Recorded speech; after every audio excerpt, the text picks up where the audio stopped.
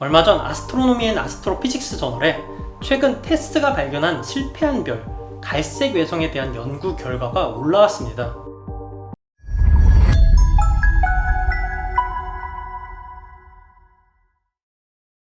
태양을 포함한 우주의 항성들, 특히 현재 왕성하게 활동하고 있는 주기혈성들은 대부분 수소와 헬륨으로 이루어져 있습니다.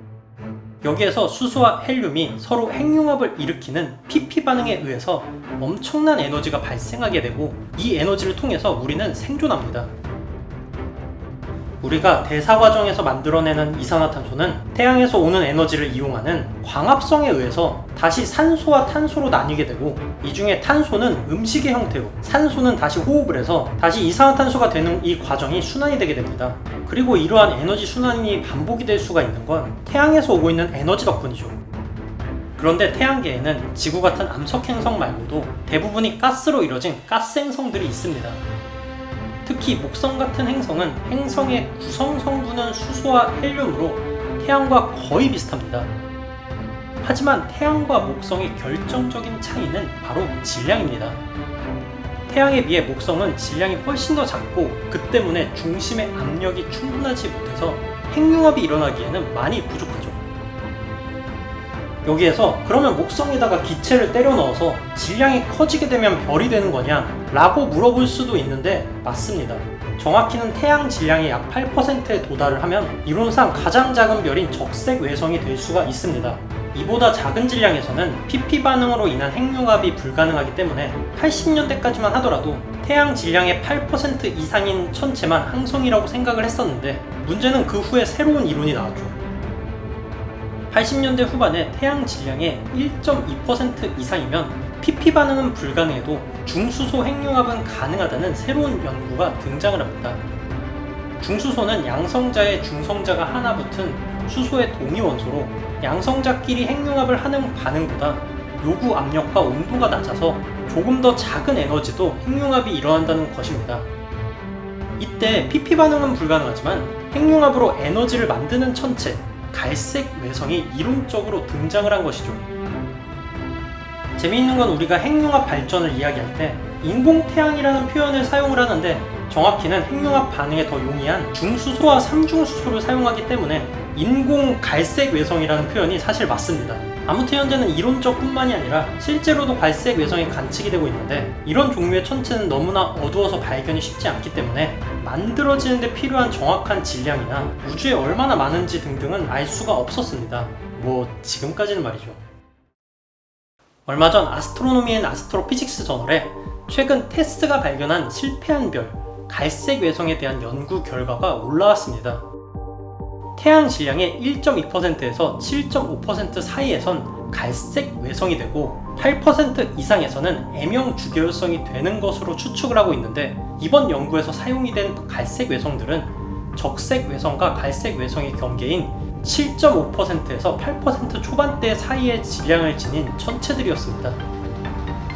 갈색 외성의 정확한 조건을 알기가 힘든 이유는 관측이 너무도 어렵기 때문입니다.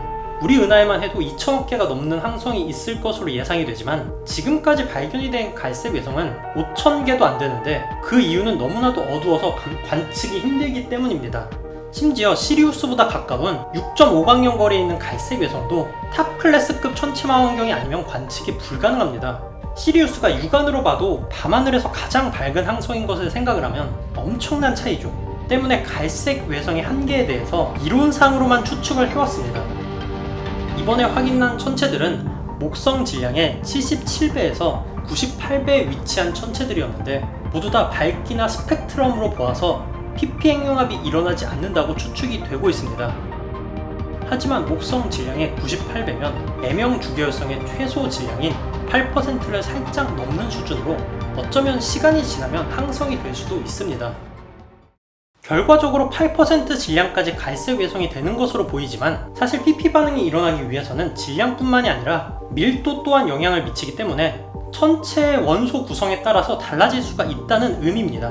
무거운 원소가 많은 천체라면 8%가 살짝 안 된다고 하더라도 M형 주계열성이 될 수 있을지도 모르고, 반대의 경우에는 8%를 살짝 넘는다고 해도 갈색 외성이 될 수도 있습니다. 태양 질량의 7.5%가 넘는 아슬아슬한 경계에 위치한 갈색 외성에 대한 연구는 이번 연구가 처음이고, 이들이 갈색 외성임은 확인이 되었지만 연구팀은 이들이 갈색 외성이 맞는지 100% 확신을 할 수가 없다고 합니다. 그리고 중수소나 리튬 핵융합에 의해서 더 무거운 원소가 많아지게 되면 어느 순간 갈색 외성에서 적색 외성이 될지도 모르는 일이죠. 현재까지 발견한 갈색 외성은 얼마 안 되지만 과거엔 적색 외성이 얼마 안 되는 줄 알았던 시기가 있었습니다. 10년대나 60년대만 하더라도 우리 은하의 항성은 500억 개 내외로 예상을 했었는데 적색 외성이 얼마나 많은지 몰랐기 때문이죠.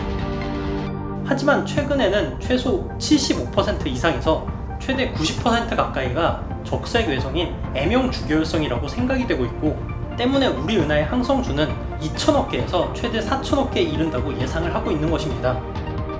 마찬가지로 갈색 외성은 더 질량이 작기 때문에 알고 보면 이들이 적색 외성보다도 더 많을지도 모릅니다. 갈색 외성은 PP 반응을 할 수가 있는 질량에 아슬아슬하게 도달하지를 못해서 실패한 별이라는 별명이 있습니다. 우주의 대부분의 별이 밝게 빛나는 별이 아니라 어두운 적색 외성이나 갈색 외성인 것처럼 우리들 대부분도 성공한 인생이 아니라 평범한 인생을 살아가죠. 그리고 실패한 별이라는 별명을 가진 갈색 외성이 어쩌면 주계열성으로 바뀔 수도 있고, 우리도 평범한 인생이 어떻게 바뀔지 모른다는 것을 생각을 하면 갈색 외성을 실패한 별이라고 부르는 게 아니라 성공할 가능성이 있는 별이라고 부르는 게 맞지 않나 싶기도 합니다. 그러면